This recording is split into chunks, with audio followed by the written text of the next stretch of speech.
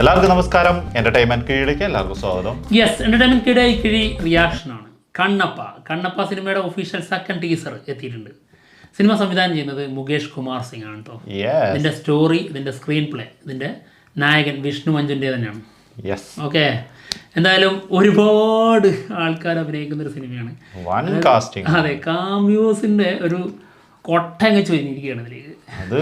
അതങ്ങനെ വേണം താനും. അതായത് അങ്ങനെ ശിവന്റെ ഭക്തനായിട്ടുള്ള ഒരു ആളുടെ കഥയാണ് പറയുന്നത്.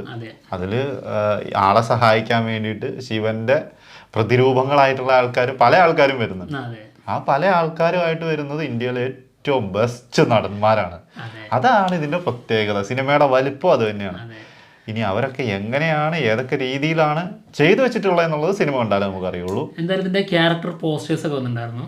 നമ്മുടെ മലയാളത്തിന്റെ സ്വന്തം മോഹൻലാൽ ഇതിൽ കിരാത എന്ന കഥാപാത്രമാണ് ചെയ്യുന്നത്. പിന്നെ നമ്മുടെ പ്രഭാസ്, റബൽ സ്റ്റാർ പ്രഭാസ് ഇതിലൊരു ക്യാരക്ടർ ചെയ്യുന്നുണ്ട്. രുദ്ര എന്നാണ് ആ ക്യാരക്ടറിന്റെ പേര്. പിന്നെ അക്ഷയ് കുമാറാണ് ഇതിൽ ശിവനായി വരുന്നത്. പാർവതിയായി വരുന്നത് കാജൽ അഗർവാളാണ്. പിന്നെ കുറെ ആൾക്കാരുണ്ടല്ലോ. പിന്നെയുണ്ട് ഐശ്വര്യയുണ്ട്, പിന്നെ ഐശ്വര്യയുണ്ട്, മധുബാലയുണ്ട്, പിന്നെ ശരത് കുമാർ ഉണ്ട്. പിന്നെ ഏതോ ഒരു മെയിൻ ക്യാരക്ടർ വിട്ടുപോയല്ലോ. ഇനിയുണ്ട് വേറെ കുറെ ആൾക്കാരുണ്ട്. സംഭവം തന്നെ. എന്താണെങ്കിലും ഇവരെല്ലാരും ഈ ടീസറിലുണ്ടോ എന്ന് നോക്കട്ടെ. അതെ, അതുണ്ടാവും. കാരണം ഇതിന്റെ ഫസ്റ്റ് ടീസറിൽ ഇവരൊക്കെ ചെറുതായിട്ട് സൂചിപ്പിച്ചിട്ടുണ്ടായിരുന്നുള്ളൂ. ശരിയായ രീതിയിൽ മുഖം കാണിച്ചിട്ടുണ്ടായിരുന്നില്ല. അപ്പോൾ അതൊക്കെ റിവീൽ ചെയ്തിട്ടുള്ള ഒരു ഒഫീഷ്യൽ ടീസർ ആയിരിക്കും. ഓക്കെ, ആരൊക്കെ വന്നാലും പോയി നമ്മുടെ ചെറുക്കൻ തകർത്താൽ മതി, അത്രേ ഉള്ളൂ. കിരാത വന്ന് തകർത്താൽ മതി. അതാണ്, അത് കാണാൻ വേണ്ടിയിട്ടാണ് വെയിറ്റിംഗ്. ഓക്കെ, കാണാം.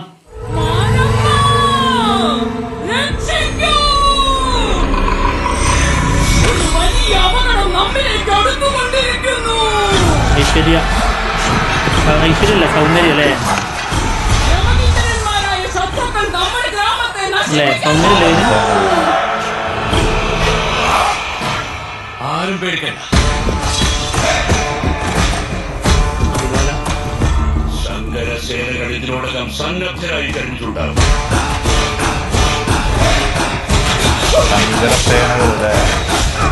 അവരായിരക്കണക്കിനല്ല, ലക്ഷക്കണക്കിന് വന്നോട്ടെ, നോക്കാം നമുക്ക്.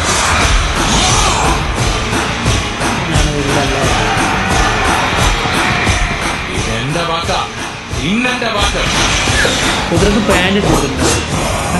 ആപത്ത് വരുമ്പോഴെല്ലാം വീരന്മാരുടെ തല ആവശ്യപ്പെടുന്ന ഈ കല്ല് ദൈവമല്ല.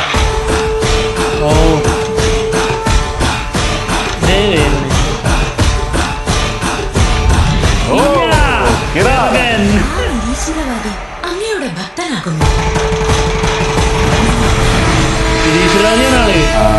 ശരി,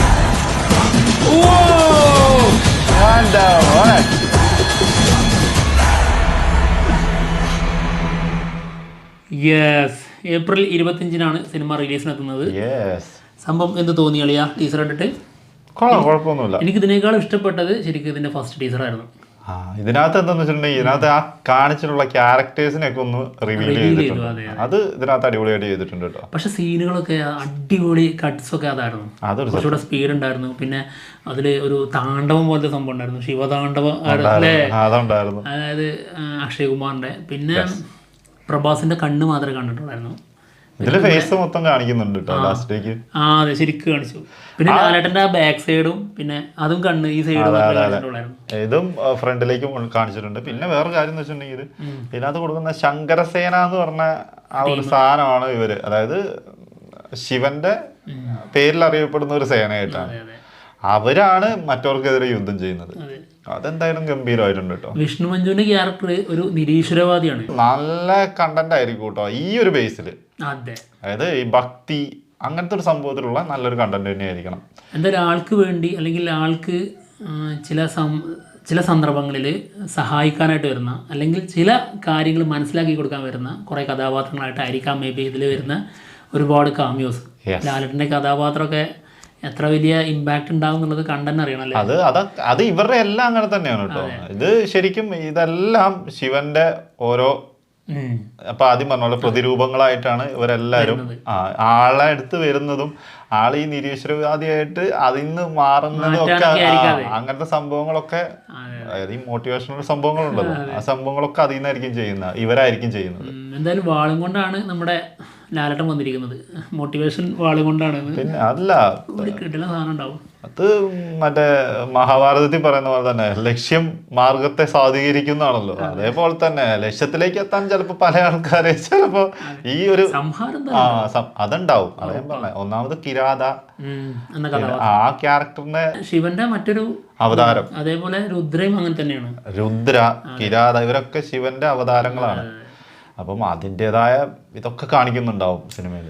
പിന്നെ എനിക്ക് ആകെ ഒരു നെഗറ്റീവായിട്ടൊരു സാധനം, ആകെ നല്ല നെഗറ്റീവായിട്ട് തോന്നിയ സംഭവം ഇതിന്റെ കളറിങ് ആണ്. എനിക്ക് കളറിങ്, ഒരു സീരിയൽ കോസ്റ്റ്യൂമിലൊക്കെ നമ്മൾ അന്നേരം പറഞ്ഞത് അത് ഭയങ്കര വെപ്പൺസ് ചെറിയ പ്രശ്നമുണ്ട്. ഇപ്പോൾ ആർട്ടിലൊക്കെ ഇപ്പോൾ ആ കുതിര പോകുന്ന സമയത്ത് കുതിരക്ക് പാൻറ് ഇട്ടിട്ടുള്ള പോലെ കണ്ടില്ലേ, ബാഗിയാണ് ഇട്ടിട്ടുള്ളൂ.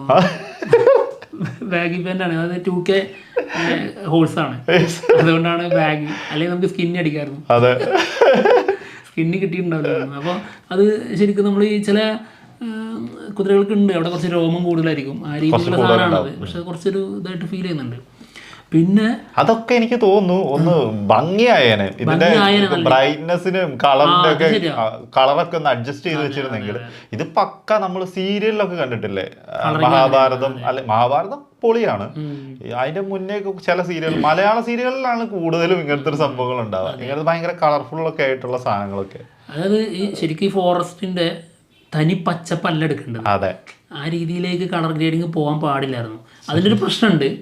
പിന്നെ മറ്റൊന്ന് ഡയലോഗ് ഡെലിവറി മലയാളത്തിലേക്ക് ഡബ് ചെയ്ത് വന്നപ്പോൾ ഞാൻ തുടക്കത്തിൽ ഐശ്വര്യ എന്നാണ് പറഞ്ഞത്. ഐശ്വര്യ അല്ല, സൗന്ദര്യമാണ് ആളുടെ പേര്. മറന്നുപോയത്, മാറിപ്പോയി. അങ്ങോട്ടും ഇങ്ങോട്ടും എപ്പോഴും എനിക്ക് മാറാറുണ്ട്. അപ്പോൾ സൗന്ദര്യയുടെ ക്യാരക്ടറിൻ്റെ ആ ഒരു അട്ടഹാസവും കാര്യങ്ങളും ഇതൊക്കെ കങ്കോയിലെ അമ്മച്ചിയുടെ ഉറപ്പിക്കൽ ഫീൽ ചെയ്യുന്നുണ്ട്. പക്ഷെ എന്നാലും കൊറേ അങ്ങോട്ട് അലറി പൊളിക്കുന്നില്ല എന്നുള്ളത് വലിയൊരു ഭാഗ്യം കേട്ടോ.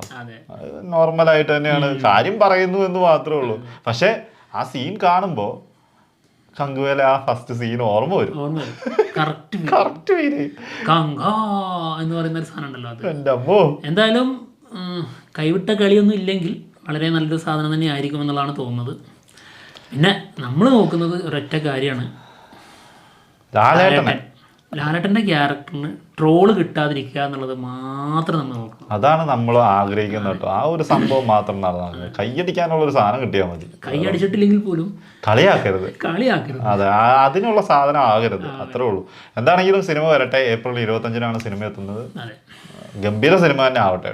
അപ്പം എന്തായാലും ഞങ്ങൾ പോവാണ്. മറ്റുള്ള വിശേഷങ്ങളുമായിട്ട് ഉടനെ തന്നെ വരാം. ബൈ.